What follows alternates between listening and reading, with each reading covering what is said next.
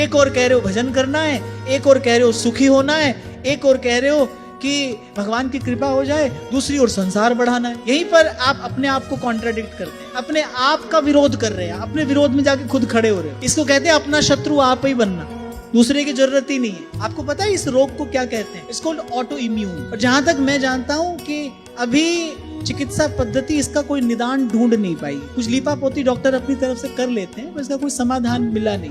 ये बिल्कुल वही स्थिति है जी, अपने विरोध में खुद ही जाकर खड़े हो जाते। एक तरफ कहते हो कि हम सुखी होना चाहते हैं, दूसरी तरफ मन में इच्छा है संसार बढ़ाने की, परिवार बढ़ाने की, व्यवहार बढ़ाने की, व्यापार बढ़ाने की। इस रास्ते चल के कोई सुखी हुआ है? सुखी बिखर के हुआ जाता है कि सिमट के हुआ जाता है? आप कहते हो कि मन दुखी है, मन चंचल है, मन भयभीत है, मन चिंतित है। अरे वो सब धूल हटाकर देखो, मूल में वासना मिलेगी, मूल में संसार से सुख की आशा, संसार से सुख की इच्छा मिलेगी आपको। इसके बिना दुख चिंता हो ही नहीं सकता। दुख चिंता परिणाम है, कारण कुछ और है। कारण पुत्रेषणा लोकेषणा वित्तेषणा है, और इसके साथ भजन नहीं हो सकता भाई।